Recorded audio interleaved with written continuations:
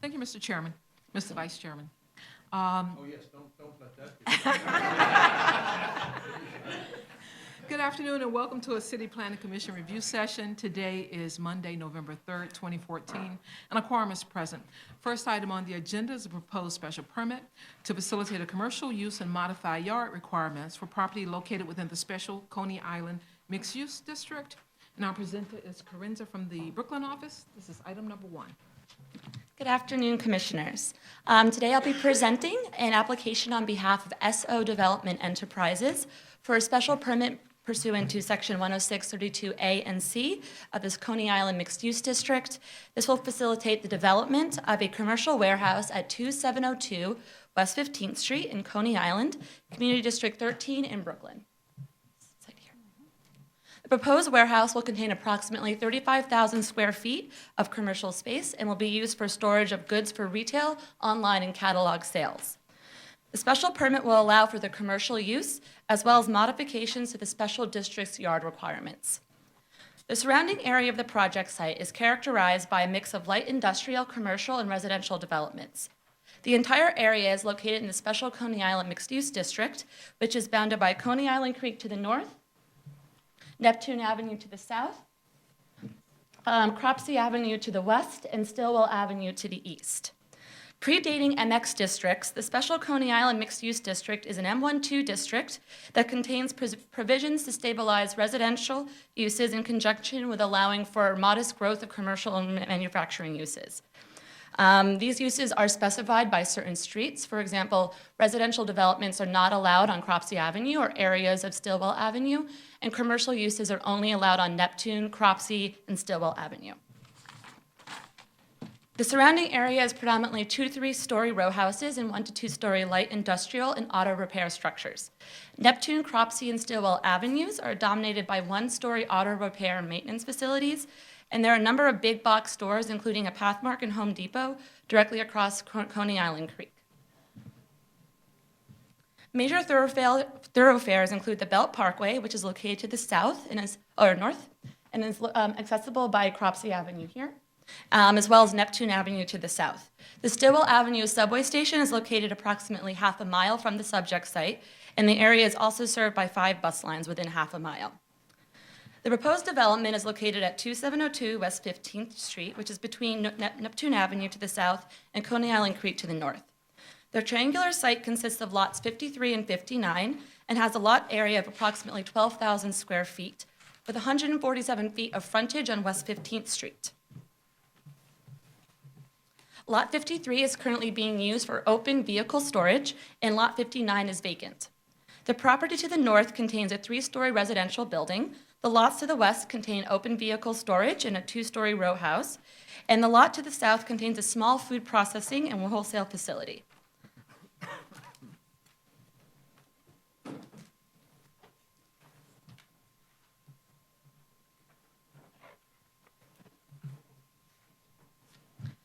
The proposed development is a 3-story commercial warehouse with 35,000 square feet of storage, office, and cellar space, and includes 2 off-street parking spaces and 1 off-street loading berth. The building will have 1.99 FAR with approximately 24,000 square feet of floor area. The first floor will have approximately 11,000 square feet of floor area and will be used for storage and an office. And the second and third floors will have 6,200 square feet for open storage space. The building height is above the flood-resistant construction elevation, which is 5 feet above curve, is 45 feet. The building is in flood zone A and will comply with Appendix G of the Building Code for flood-resistant construction. The applicant, SO Development Enterprises, specializes in Russian wares for retail, catalog, and online sales. The current warehouse is located in East New York. However, the applicant is seeking to expand their storage capacity as well as relocate to be in closer proximity to their 6 employees and retail outlets in Coney Island and Brighton Beach. Due to the special district regulations, a special permit is required to allow any development on this site. In order to facilitate the development of this warehouse, the applicant seeks to waive 2 sections of the special district. The first is Section 10631, Special Provisions for As-of-Right New Buildings for Use Group M or Commercial Use. This states the requirements for as-of-right development, including specifications for maximum lot frontage, maximum lot area, and location of certain uses. The proposed development exceeds the frontage and lot area maximums and is not located on a street specified for commercial use. The second section is Section 106-34, Special Yard Requirements, which require 15 feet of open area if the lot containing a manufacturing or commercial use abuts the side or rear lot line of a lot containing residential uses.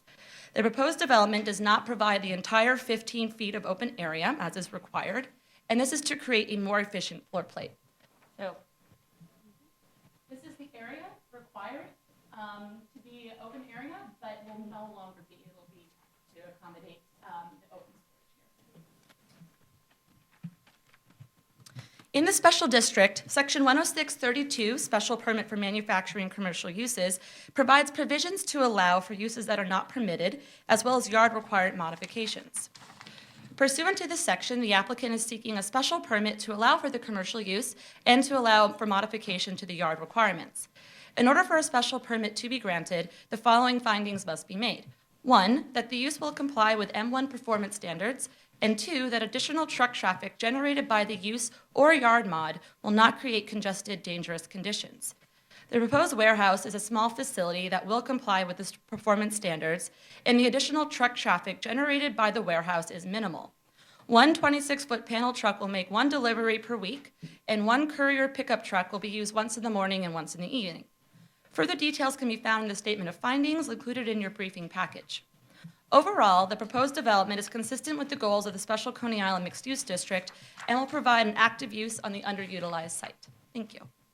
Thank you. Questions for Carenza? Any questions? I'll go to my left and then to my right. Commissioner Efron and then Commissioner Levin. Great. I just want to note that the furniture is falling apart, that the windows are a good addition.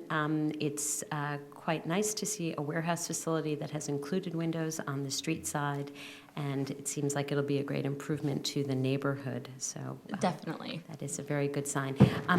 It looks as if the loading bay is deeper in your picture than in ours, which answered my other question. Maybe I'm wrong about that, but which is how could such a small elevator at the far end service the entire building? But that's outside of our jurisdiction. Just led me to wonder if they were planning for some future use other than warehousing. Not to my knowledge, no. I can look into it. Commissioner Levin. Yes, I have a question about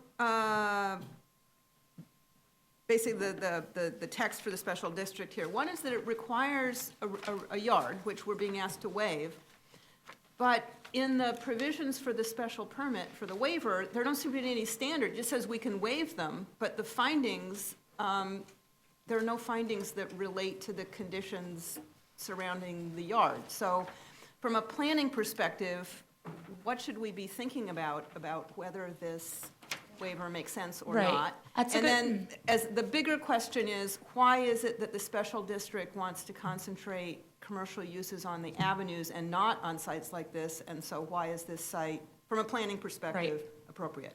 To answer the latter question first, the streets that it does specify the commercial and manufacturing use are wider streets that actually provide north and south traffic flow. This is one way, and so are some of the other streets in the district that are not as of right commercial uses.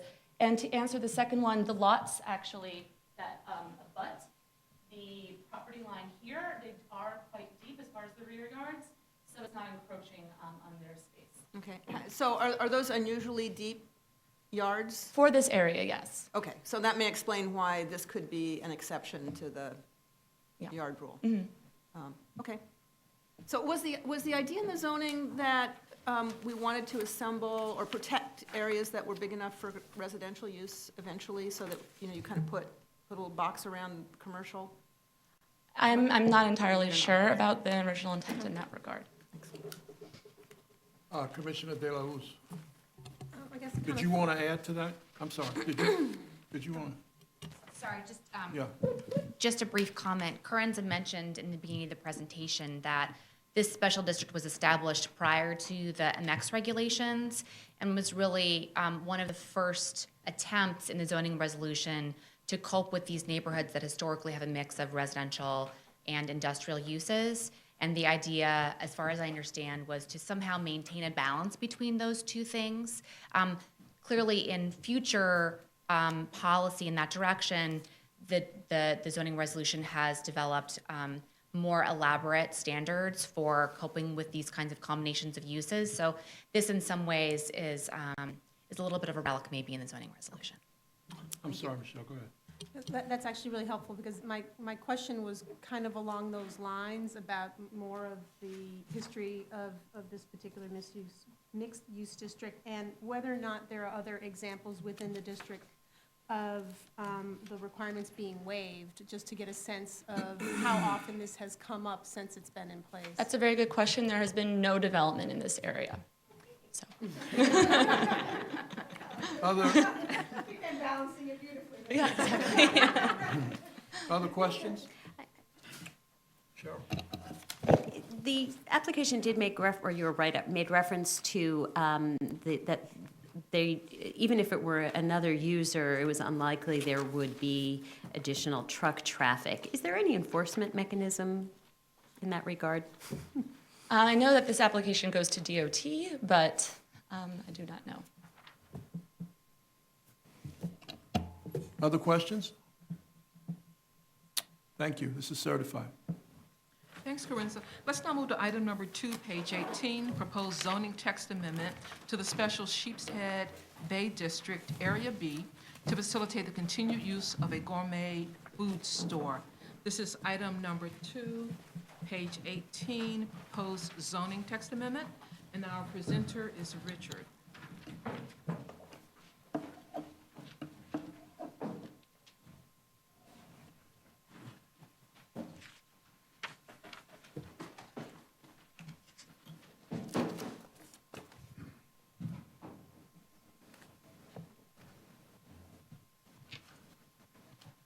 Good afternoon, Mr. Vice Chairman, Commissioners.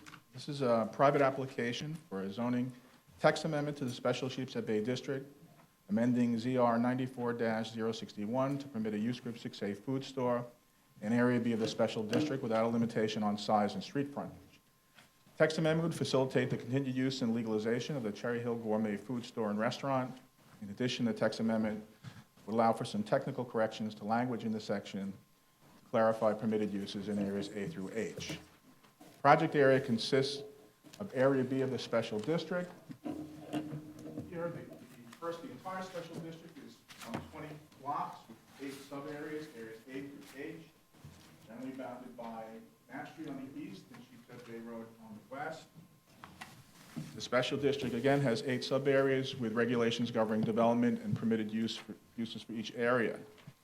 Area B is bounded by, is one rectangular block with one zoning lot, bounded by Shore Parkway, the Bell Parkway Service Road on the north, Ocean Avenue to the east, and then to the south, East 19th Street to the west. Again, this one zoning lot includes a development site, Cherry Hill Gourmet Market, a retail use located on that block and zoning lot within the landmark former Lundy's restaurant building located at 1901 Emmons Avenue, in an R5C22 zoning district. In 1973, the City Planning Commission established the Special Sheepshead Bay District. In general, the Special District sought to promote this waterfront area for water-related commercial and recreational development, appropriate housing development, open space improvements, and enhanced vehicular and pedestrian circulation throughout the district. Area B was, to a large extent, in recognition of the former thriving large restaurant located on the site. The use regulations of the area permit a restaurant of unlimited size and frontage, but restrict a select list of retail uses to a size limitation, 3,500 square feet, and a frontage maximum, 35 feet, with food stores not a permitted use. Historically, the original Lundy's restaurant opened in 1934. Until its closing some 44 years later, in 1978, Lundy's was a borough seafood favorite, which in its prime served approximately 10,000 meals on a Sunday, 15,000 meals on a Mother's Day, and some 2,500 on a typical weekday. Very large restaurant. In 1992, 14 years after the restaurant closed, the Spanish colonial revival-style building was designated as a New York City landmark. A smaller 700-seat version of the restaurant reopened in 1995, but later closed in 2004 after several unprofitable years. So with the landmarking of the building and the failure to sustain such a large restaurant, the special district regulations lessened the range of possible uses. Currently, the building is known as the Lundy Landing Shopping Center, housing the applicant, Cherry Hill Gourmet, 2 other restaurants, offices, and some vacant commercial space. Cherry Hill opened in 2008 as a food store and a restaurant. The current application proposes changes to the special district to allow the primary use, the food store, to become a conforming use. The Department of Buildings is aware of the current non-conforming food store use, having issued and settled most prior violations. The remedy to cure the remaining use violation is to obtain a legal certificate of occupancy. Just generally, land uses in the area are predominantly commercial, also includes 10 recreational piers in Sheepshead Bay that are operated by the Department of Parks and Recreation. Again, the project site is entirely occupied by commercial use. The project site is in the coastal zone and within the FEMA preliminary flood insurance map area or the 100-year flood zone right off of Sheepshead Bay. The applicant has raised vital mechanical systems as a precautionary measure in the event of a new severe storm. The zoning surrounding the area is a variety of districts. The site, again, is R5C22 within Area B of the special district. Again, the 20-block special district has 8 sub-areas, each with its own use and development regulations, while permitting a restaurant of limited size does not permit a food store in Area B. Just by contrast, R5C22 districts that are mapped throughout the city and not subject to the special regulations permit all retail uses, including food stores of a limited size and frontage, to a maximum of 1.1 FAR in R5C22. The development site itself is, again, an entire block, some 43,450 square feet of lot area. The applicant has 86 feet of frontage on Amherst Avenue, 104 feet along Ocean Avenue, 190 feet to the rear. The building is 2 to 3 stories, maximum height of 42 feet. There's some 50,636 square feet of floor area in the building. It's overbuilt at 1.16 FAR. The applicant has just over 20,000 square feet of floor area, some 14,000 on the ground floor, another 6,400 on the second floor, including seating for approximately 50 restaurant guests. In warmer months, the store operates a restaurant waiter service with 100 outdoor seats, both on Ocean Avenue and Emmons. And they have some 1,200 feet of cellar space for refrigeration and bathrooms. There also is an unenclosed parking lot, 41 cars, with a curb cut 27 feet on Ocean Avenue, another 20 feet on East 19th Street. So the action to facilitate the project, proposed the amendment to ZR 94061, modifying permitted uses in Area B of the special district to allow a use group 6A food store with no limitation on floor area or frontage per establishment. Again, there are some minor technical corrections to the section regarding permitted uses. Proposed text amendment would facilitate the continued use of the existing food store and restaurant. Proposed change would make the existing food store portion of the establishment conforming. And other than legalizing the existing condition, there are no plans for proposed enlargement or any new development. Happy to answer any questions. Thank you, Richard. Questions? Commissioner Dweck. Richard, thank you. So aside from the current site, the Lundy site, what other sites in that area would be affected by this text change that could potentially be converted to, I guess, large supermarkets that are not currently? There would be no other sites. No. Because Area B is only one block, one zoning lot. The zoning lot being the site of the Lundy's building. So it only would apply to Area B. So that would make it conforming and would be done. Correct. Thank you. Other questions? Commissioner Levin. Richard, when this was converted to the grocery store in 2008, is there a history with Department of Buildings here? They must have done some renovations to the building to make it suitable for the grocery store. Was that Yes. pursuant to a building permit? There were permits that were applications filed for a certain amount of work. There were several violations that were issued. were fines imposed. Those fines have been settled. However, the use violation is still outstanding and can only be cured with zoning that permits a conforming use. Yeah, well, I guess what I'm asking, since we have a Manhattan application before us where DOB permitted some work and then later decided that they were wrong. And the applicant is now before us trying to remedy that. And I'm wondering if this is a similar situation where DOB allowed this to be converted to a grocery store without realizing that a grocery store wasn't allowed at that location. I'd have to have, ultimately, the applicant would have to speak to that. There will be a public hearing ultimately. Of course, yeah, I'm sure we'll hear more during the public review. Just know there were a series of violations, and this is the one that's outstanding. Okay. Sounds like a good cure. Thank you. Other questions? All right, this matter will be referred for 60 days to both the community board and the borough president. Thanks, Richard. Let's now move to item number 3, page 33. It's a Brooklyn post-referral application with respect to a proposed authorization concerning height modifications to facilitate over 50 affordable residential units of housing for the elderly. Once again, this is a post-referral.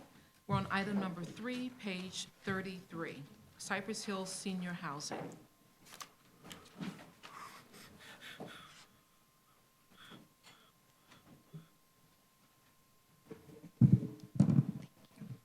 Good afternoon. This item is a post-referral item. The New York City Department of Housing Preservation and Development is seeking an authorization pursuant to Section 23-631 of the zoning resolution to allow increased perimeter wall and building height to facilitate the development of a 5-story residential building with approximately 53 rental units of housing for the elderly, funded through Section 202 Supportive Housing Program for the Elderly. The project area is comprised of lots 20 and 21 of Block 3487 within the Cypress Hills, East New York neighborhood of Brooklyn's Community District 5. The project site has frontage on Jamaica Avenue and Sunnyside Avenue between Miller Avenue and Vermont Street, and has a lot area of approximately 41,608 square feet. In 2012, HPD requested that this lot be subdivided, creating a new lot, Lot 21, and transferred to their jurisdiction from the Department of Environmental Protection, which formerly controlled the entire site. The remainder of the site will remain under DEP jurisdiction and houses a small pumping station, which pumps water through the local water supply. In addition, the unused development rights of Lot 20 were transferred to Lot 21 to facilitate this senior housing project. Lot 21, the proposed development site, will be completely inaccessible from Lot 20 due to a chain link fence constructed post-development. The development site is approximately 27,000 square feet and is currently occupied by a vacant building, which will be demolished prior to construction. The site is in an R4 residential district. The blocks surrounding the project area are predominantly residential, consisting of mostly 1- and 2-family, 2-story homes, as well as some small apartment buildings, all within an R4 and R31 district. There are some commercial uses along Jamaica Avenue as well as on Fulton Street to the south of this area, and the JZ train runs along Fulton Street. The proposed development will consist of a new 5-story elevator building, which will provide 53 one-bedroom units of rental housing for the elderly. This will be for elderly households that earn up to 60% of area median income, as well as a unit for the superintendent. The topography of the site area, the project area, rises 22 feet from Jamaica Avenue to Sunnyside Avenue, with the most level existing grade towards Jamaica Avenue. The zoning resolution allows for slight increase of floor area rights for the development of senior housing for the elderly up to 1.29 FAR. Which allows for a total of just over 53,000 square feet of floor area for this development. However, due to the topography of the site, it's challenging to accommodate this floor area without quite expensive excavation.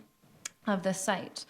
Therefore, the applicant has proposed to locate the housing development closest to Jamaica Avenue, where there's the most level existing grade, and has proposed a bulk envelope which slightly exceeds the as-of-right permitted bulk envelope.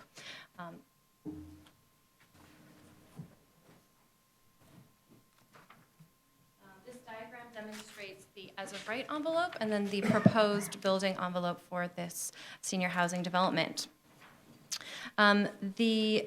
The applicant seeks authorization for a new perimeter wall and building height, which penetrates the maximum perimeter wall height and maximum building height. To maintain the proposed number of dwelling units for this development, the building is stacked to 5 stories, with the 5th floor exceeding the maximum building height and maximum perimeter wall height limitations of 35 feet and 25 feet, respectively, for an R4 district. The street wall height on Jamaica Avenue will be approximately 24 feet, which complies with the zoning regulations. The street wall height on Sunnyside Avenue will be approximately 42 feet above the curb height, and the total building height will be approximately 60 feet above the adjusted base plane. The exterior architecture will be contextual and will harmonize with the surrounding buildings. And actually from Sunnyside Avenue, only about 3 stories of the building will be visible from the street. The final proposed floor area for this development is 47,000 square feet, which is well below the maximum allowed in this district. HPD has also requested a zoning override for parking requirements on this site, which has been approved by the mayor's office. 10 parking spaces will be provided on site, just below the 19 required per zoning. The mayor's office has also approved a zoning override of the open space requirements for a slight reduction in the open space provided on site. Over 15,000 square feet of open space will be provided on site, which will include shaded seating areas, plantings, and shaded game areas on the side and rear yard of the building, as well as on outdoor terraces. This project has received City Council and mayoral approval under the accelerated UDAP process, which will authorize the site disposition. Community Board 5 has reviewed this application and voted to recommend approval of this authorization. Corn, do you want to address what might be some concerns about the juxtaposition of a DEP site adjacent to this site? Sure. So I'm not sure. You can see on this area map that the DEP pumping station is actually just a very small structure on the adjacent lot. From reports from the applicant and developer, they've visited the site. There's really no noise or other nuisances from this DEP pumping station. It's very quiet and I think receives, visits from DEP on a very sporadic basis just to check on the maintenance of the structure. So there's no anticipated conflict in terms of the use as a residential use and then the adjacent pumping station. Okay, thank you. Commissioner Cantor. Did I hear you reference the lot line between the 2 cars will be on a chain link fence? Yes. So it will be inaccessible. The DEP station and the entire DEP-owned lot will be completely inaccessible from the housing development. Is the area between the fence and the house one that is, between the fence and the proposed new house, one that the occupants might want to be sitting at? So there will be a small amount of open space on that side of the building, but they've actually located the building quite close to that lot line to reduce the building's proximity to adjacent buildings on the other side. Sorry, say that again, please. So this is actually the lot line here. So the building's actually located more towards the east of the lot, closer to the DEP lot to provide for a driveway to the parking on the west side. Once again, will it be sitting areas? There's a small seating area towards the front there, but it's not really, most of the open space is not provided along that wall. The reason for these questions is, could they have come up with something a bit more attractive than a chain link fence? I believe there will be plantings along that fence that will be vegetated. It'll be a vegetated screen along there. So they are trying to minimize that visual impact. Other questions? Commissioner Levin? Corin, just following up on that, I know that in some neighborhoods, perhaps more intensely occupied neighborhoods, there's often a push to have facilities like this used as neighborhood open space, because the reality is the DEP doesn't really have to get in there very often. So following up on Commissioner Cantor's question, and DEP never likes that idea because they want to retain control of it, and I don't know that this is a neighborhood where that would be appropriate, but I would ask whether the space could at least be minimally landscaped so that it's visually attractive, and whether it would have a nice-looking fence on the Jamaica Avenue side so it doesn't look like an abandoned lot. I'm talking about the DEP I portion understand, here. yes. So it doesn't look like an abandoned lot. Yeah, that's a great suggestion, and if I will mention that to the applicant in case they're still in contact with DEP about this, the use of this site. 'Cause that And would- then, if I may, I just have a procedural question. I guess I hadn't ever come across the provision of state law that allows an accelerated passage through our process for... Accelerated UDAP. Yes, the accelerated UDAP. I guess we don't see it because I it think gets usually they accelerated, right? bypass the city council. I forget So I what, guess my question is, so because, so I went and looked up the law, and it looks like it allows accelerated passage through, that allows the council to waive any standards and procedures required by local law. So why not this one? Why because did they this have is to an come for this? authorization, I'm not sure what the protocol is around which types of, actions they will Yeah. use this It's accelerated just procedurally UDAP. interesting to know, because I guess they didn't have to do UDAP, they didn't have to do a disposition ULURP, they didn't have to do project approval, or at least it got done at the council level. Right. Not here, so why is just the authorization left over? I'm not sure technical from question. a procedural standpoint. I think we do have some standards around usually the number of units in a development that gets accelerated. But we can find out more about that. Okay. I think up to 4 units of housing that HBD is developing as UDAP gets exempted from coming to the commission. So there are many instances. Six projects a year for up to 90 units for the elderly or disabled. Right, this is a relatively, I think, new legislation, but in the past, there have certainly been many applications that have not gone through Right. UDAP designation through the commission. They go straight to the city Right, council. which is why we never see them. Exactly. Any other questions? Commissioner Besser? Thank you. Hold on. What size are the one-bedroom rental units?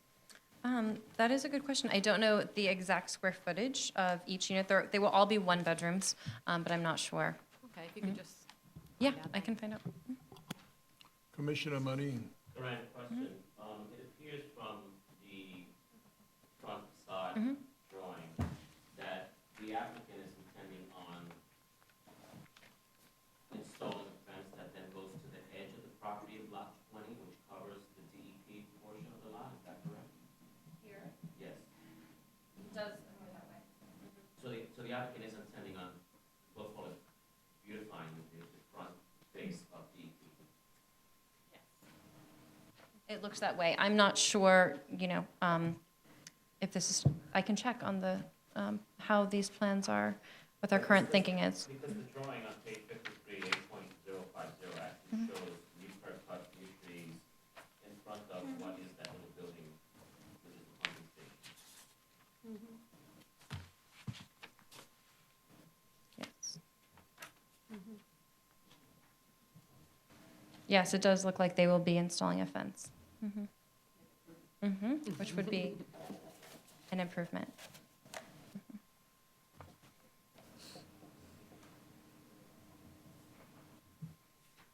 Any other questions? Okay, this is scheduled for a vote. We don't know precisely when, but between now and then, can you get back to the commission with answers to the questions proposed today? Just one follow-up. Commissioner Marin, yes? Follow-up. And if that is the case, is the applicant paying for this or is DEP contributing to this? How is that going to be worked out? We'll find out. Other questions? Commissioner De La Hoz. Are we expecting to hear from the borough president on this as well, or not so much? No. No, it's a referral to the community Okay, board. just checking. Other questions? Okay, thank you. Thanks, Corin. Let's now move to item number 4, page 60, proposed authorization to facilitate JLWQA space within property located in the Soho Cast Iron Historic District along Spring Street. Our presenter is Edwin. This is item number 4, page 60. This is unusual.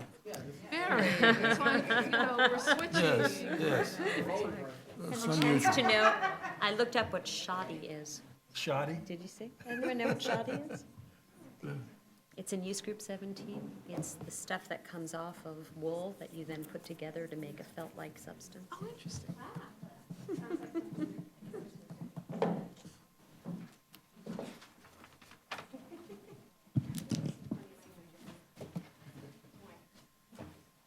Okay. Okay, good afternoon, Mr. Vice Chairman. Good afternoon, Commissioners. Sir? The applicant seeks the grant of an authorization pursuant to Section 42-142 of the zoning resolution to allow conversion of the cellar and first floor from Use Group 6 retail use to joint living work quarter for artist space within an existing building located at 106 to 112 Spring Street. The subject property is located within a Soho Cast Iron Historic District within Manhattan Community District 2. 106 to 112 Spring Street is located at the southwest corner of Spring and Mercer Streets. This is a photograph of the existing built condition. The subject property comprises a zoning lot with 2 tax lots with 2 buildings on it that has 70 feet of frontage along Spring Street and 120 feet of frontage along Mercer Street. In total, the zoning lot has a little more than 10,000 square feet of lot area.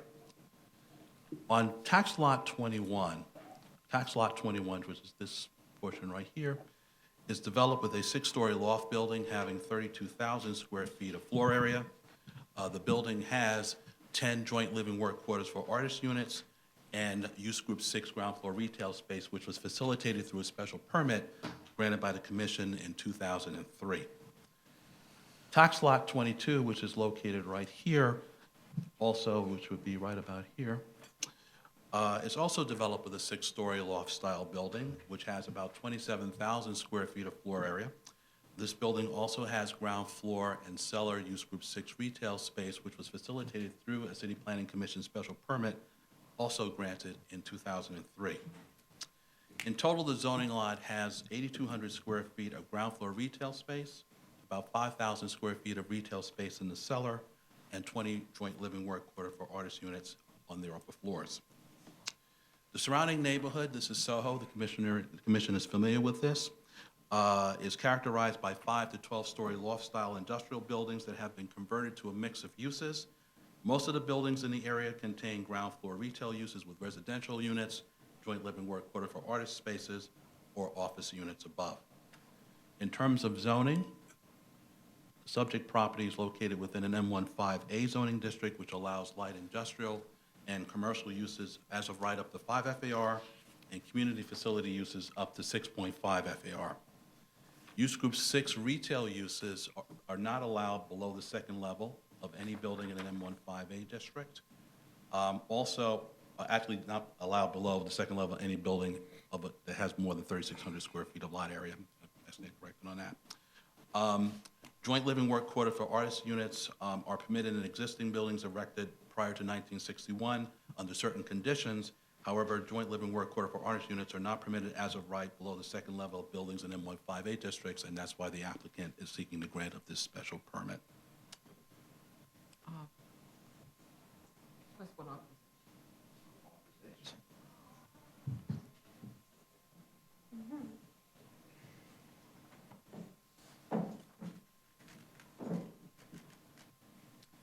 So the applicant seeks the grant of the authorization under Section 42-142 to convert the ground floor space and cellar space in both buildings comprising the zoning lot from Use Group 6 retail space to joint living work quarters for artist space. There will be 3 joint living work quarters for artist units that are proposed. 2 will be placed on the ground floor of tax lot 21, and 1 unit will be placed on the ground floor of tax lot 23. These are floor plans that show the existing building condition.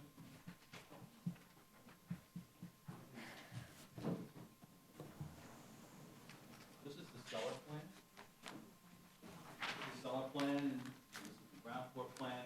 The cellar is currently used as storage space for the retail space, as well as mechanicals supporting the building. The first floor has 2 ground floor retail spaces. This is Spring Street, this is Mercer Street. Both spaces are occupied.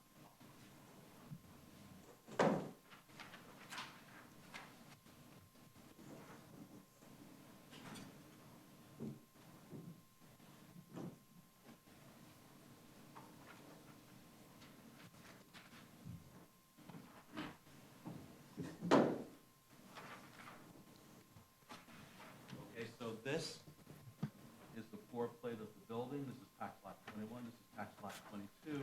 On tax lot 21, there'll be 2 joint living work quarters for artist spaces placed on the ground floor. There are access from Spring Street.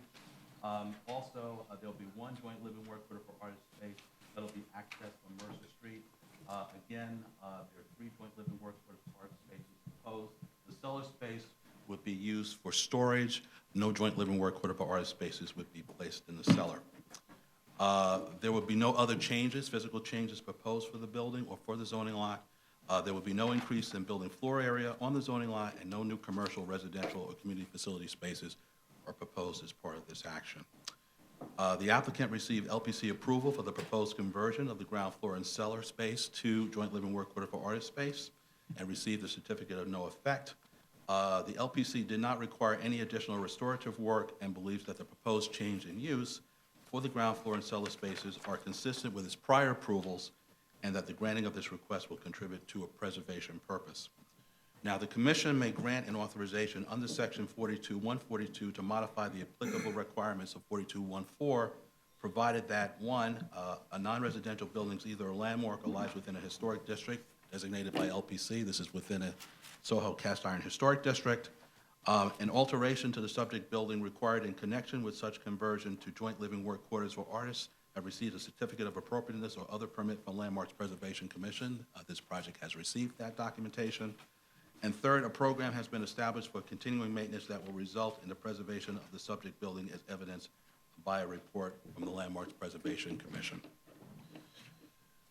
In granting the authorization, the City Planning Commission may find that such modification of use requirements shall have minimal adverse effects on conforming uses located within the building and the surrounding area, and the commission may prescribe appropriate additional conditions and safeguards in order to enhance the character of the subject building and to minimize adverse effects on the character of the surrounding area. And the applicant's statement of conditions and findings are included in your briefing package. Thank you, Edwin. Questions? Commissioner Efron?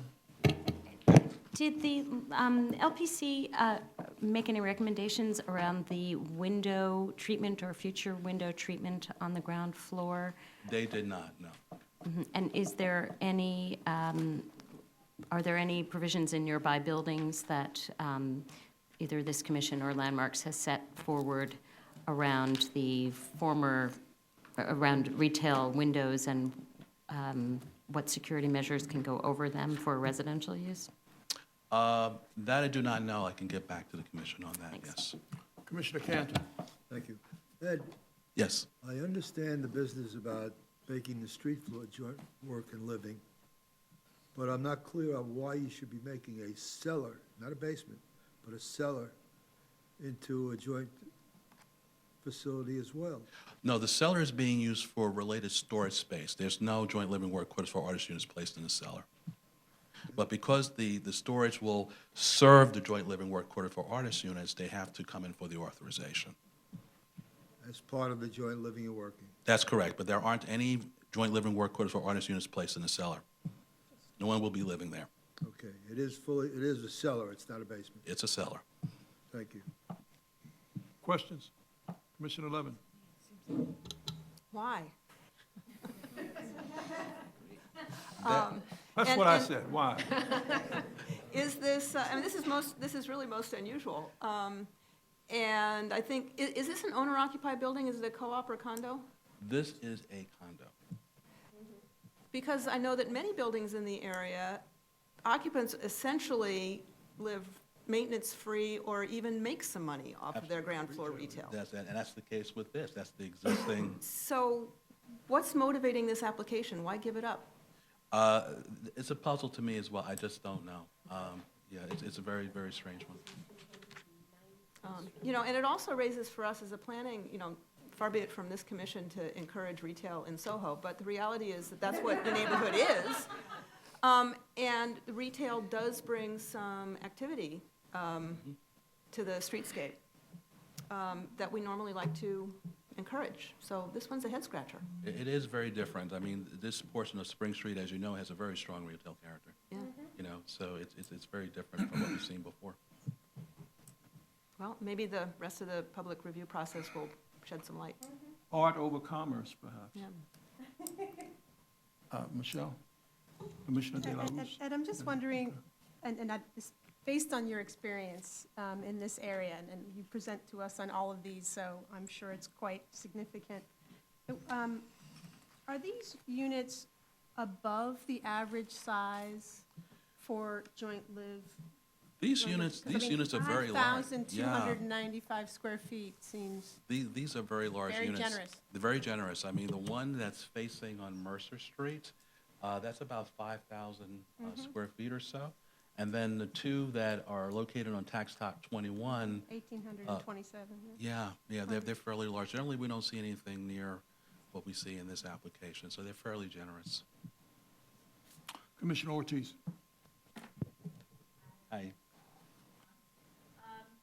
Thank you for the presentation. Following up on Commissioner Eckman's questions about the treatment from the windows on the ground floor, it is a concern for me, in part because I'm concerned about the pedestrian experience and for the continuity of retail. If this is a shopping district, and in fact, that's what it's intended to be, what impact will dead space effectively have on that experience? And how can we prevent that from happening? Or, I think the conditions of the windows are important. Okay. As you know, we've addressed issues of banks in the past. We sure have, yes. Ground floor retail space that, we'd like to be activated on these streets. So that's something that I raise a question.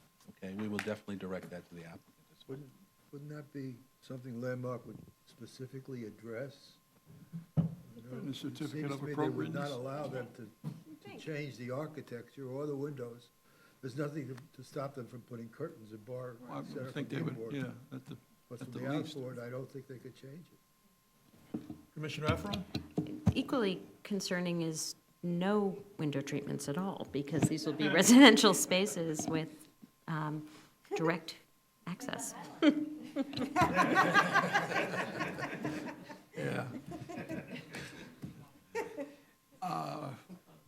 Any other observations? Edwin, scratch your head and try and think of how the use group can be taken advantage of with a different type of occupancy and a different type of rating after the approval is made. In other words, it's the same question, why?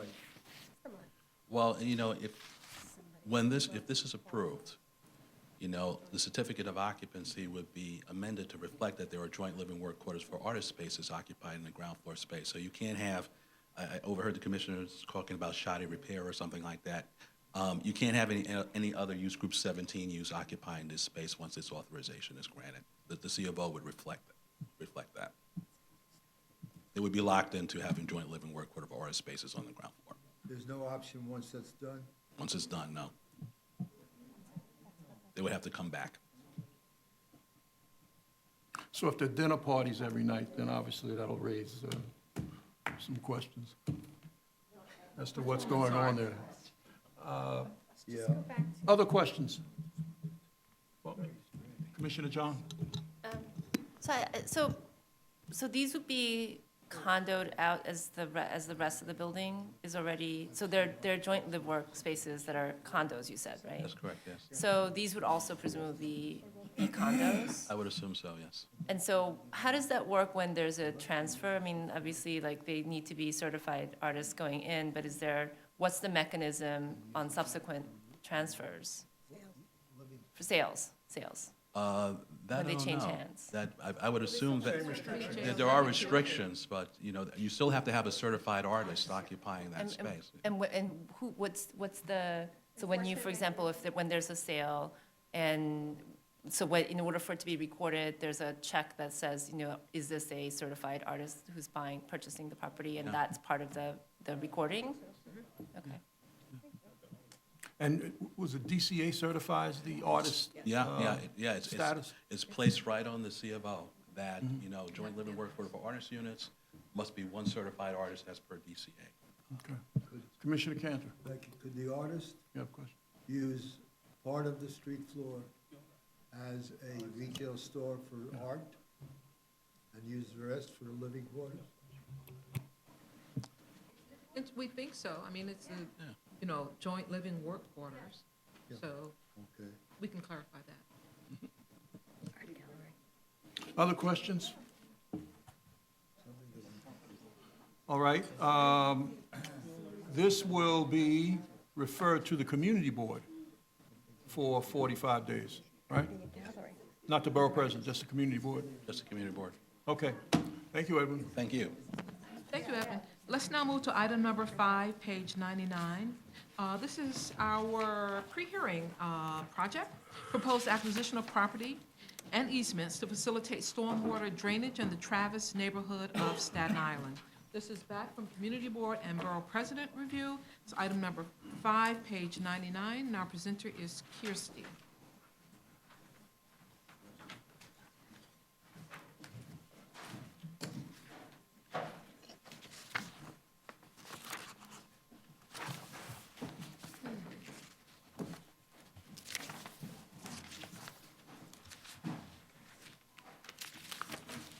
Good afternoon. This is an application for the acquisition of private property and the acquisition of 2 permanent easements on portions of 2 privately held properties in Travis, Staten Island. The proposed acquisition would facilitate construction of a stormwater drainage system and alleviate flooding in Travis, Staten Island. The applicants are the New York City Department of Environmental Protection and the Department of Citywide Administrative Services. The project area is located in the southwestern part of Travis. First, I'll show you where Travis is on the area map. It's here. And it's located in western Staten Island and Staten Island's Community District 2. The area is generally bounded by Victory Boulevard to the south, Meredith Woods Park and Meredith Avenue to the north, the West Shore Expressway, and vacant wetlands to the west. The project area is zoned R32 and M11. Surrounding land uses include attached and detached residences along Cannon Avenue to the south. And as you can see, there's a park called Meredith Woods here. There's an M11 zone along the West Shore Expressway, and those are the surrounding land uses. The proposed project involves the installation of new stormwater collection sewers and 2 new storm sewer outfalls. Most of the work will be in the beds of streets. I'm going to show you. First, I'll just highlight where the parcels are in the area. As you can see, here's the parcel to be acquired, and then a couple of blocks south, 2 easements across residential parcels in this area, and they're a little more clearly shown on this map. Okay.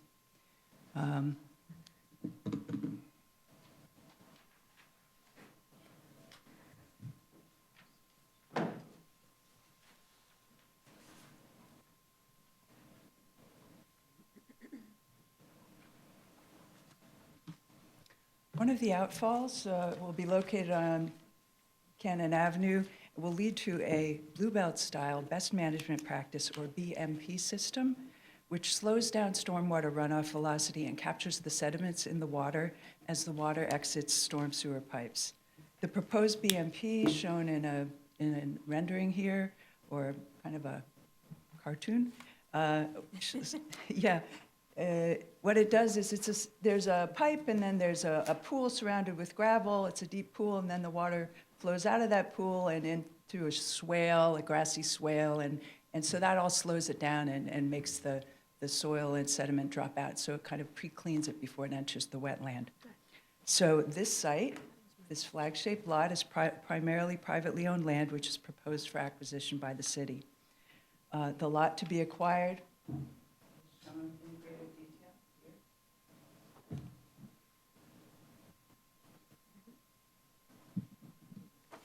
And as you can see, it has Cannon Avenue to the south, residential to the southeast. This is the parkland, and this is a vacant wetland, and it happens to be right next door to a DEP pumping station. So it's vacant freshwater and tidal wetland with a lot area of 33,733 square feet. The portion along Cannon Avenue is zoned R32, and most of it in the back is zoned M11.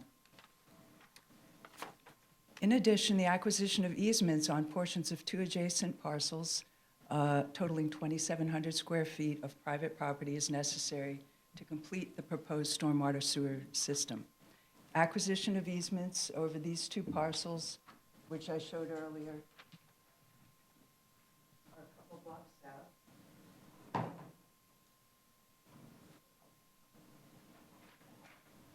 On the land use map. They're necessary because the storm sewer pipes shown in this diagram, they're in the beds of streets, but there's a offset between the dead end of Price's Lane and the dead end of Burke Avenue, so they're traversing 2 private properties to make that connection so that the storm sewer will run from Victory Boulevard, here, and up into the BMP. So the sites are zoned R32. One is the front yard of a residence, and the other is a vacant landscape lot that's residentially zoned. The width of the proposed easement is 30 feet wide and 90 feet long across the 2 sites. And the proposed easement on Burke Avenue is 1,550 square feet in area and located in the front yard of a residence. The proposed easement on Price's Lane is approximately 1,150 square feet in area and is located in a landscaped lot. It is here, a post-referral pre-hearing. Community Board voted unanimously to approve. The BP recommended approval, and the owners of the land have been notified. Thank you, Kirsty. This is scheduled for a public hearing a day after tomorrow. So what we can't answer today, you can propound on Wednesday. Yeah. Questions? Commissioner Besser. Thank you. Who would be responsible for the cost of the ongoing maintenance to the property that, the easement, the 2 Easement? properties that have the easement? My understanding is the DEP, and they can explain it in greater detail on Wednesday, but they compensate the owner for the easement. They do the work, clean it up, landscape it, and after that, the owner takes care of it as part of their yard. But the DEP has the right to return and work on the pipes. Right, in the event that there were an issue in the future, then the DEP would handle the cost of repairing it and then putting it back to its, And I can ask DEP to answer that on Wednesday. thank you. Okay. Commissioner Efron. None of our actions would be a taking of any parkland, is that correct? This is just about 2 private lots and then an easement on 2 other lots? Correct. Confirming. And just out of curiosity, why is that section next to the dogleg not included? Okay. I'm not sure what you mean. That, up to the right, I'm sorry, yeah. Oh, yes. Let's ask DEP. I'll ask them to answer Thank that you. for you. Commissioner Levin. And following up on this, will this be a taking at all, or are these negotiated transactions with the individual property owners? That's also for DEP. I did flag a similar question for DEP to answer on Wednesday. I believe it's a mutual consent real estate transaction. Okay, and maybe that then presumes the answer to my next question is, you indicated that the property owners had been notified. Are they aware that there's a hearing for Wednesday? And if there are issues, I hope we would hear about them then. Yes, and one owner appeared at the Community Board 2 land use hearing, and their question was basically, when and how much would I be compensated? So it seemed to be okay. Okay, and the other two property owners are similarly aware of what's going on, and I'm going to ask DEP to explain their notification process Good. to make that There's a very clear. process which requires the applicant to notify the property owners, community board hearing, borough president hearing, as well as city planning Right. commission hearing. no, I'm just seeking confirmation that that required notice in fact got made. I'm sure we have it. Okay, thanks. Other questions? No, I was just going to say that my recollection of the process, which obviously we'll confirm on Wednesday, is that in these types of acquisitions, without this approval, legally, the discussion about the negotiations and discussion really cannot take place, even though there might be discussions about what the plans are. So until this is over, whether or not this becomes an agreed-upon negotiation or it becomes something they can't agree upon, and then the city needs to move using this authorization for, in another manner to take it, that's, the future will tell that, I think, yeah. And these are wetlands. I mean, it's- Yes, so it's- the parcel be acquired is wetland, the others are not wetland. Okay, other questions? Okay, this is on for public hearing. Thanks, Kirsty. Let's now move to votes for November 5th. Commissioners, just as an update, 37 Great Jones Street was withdrawn by the applicant. And we also have 381, actually our only vote, 381 Harold Avenue, proposed certification for a future subdivision from one zoning lot into two to facilitate two-family homes within the special South Richmond Development District. Jackie, there's a question about the withdrawal of 37 Jones Street, Great Jones. The landmark. That's coming up on November 19th. Oh, I thought you had a question about the oh, okay. Okay, so we can touch on it. Looks like Commissioner Cantor. Now that Great Jones Street has Withdrawn. are they not in illegal occupancy? There are uses within the building that currently do not comply with zoning. And is the building department taking steps, or will the building department take steps to force it to legalize? We believe they will, and we certainly will follow up on that with the Department of Buildings. Thank you. Okay, Okay. where you done? So on November 19th, we have 695 Grand Street, which is a proposed urban development action area project to facilitate predominantly affordable housing in Community District 1 in Brooklyn. In response to some of the concerns that were raised regarding sustainability elements for the building, the sponsor, St. Nick's Alliance, submitted a letter to the commission which outlines their response to those concerns. We have the project manager here if there are any questions, but if not, staff will be preparing a favorable report for November 19th. Thank you. During Bohack House Landmark, that was in your package. We have that scheduled for vote on November 19th. Staff has not found any conflicts with the zoning resolution, projected public improvements, or plans for the area involved. In that respect, also, we'll be preparing a favorable report. And we also have the Salazzo Plaza proposal, which involved a zoning map amendment to establish a C12 commercial overlay to facilitate a commercial building along Forest Avenue in Community District 1 in Staten Island. We had a public hearing a couple weeks ago. So staff will be preparing a favorable report for that project. And that's all I have. Entry Road, 56 Entry Road. No, I think that's been removed from the agenda. as well as the next. Okay. All righty. Any more business? No, Mr. Vice Chair. Okay. See you all Wednesday.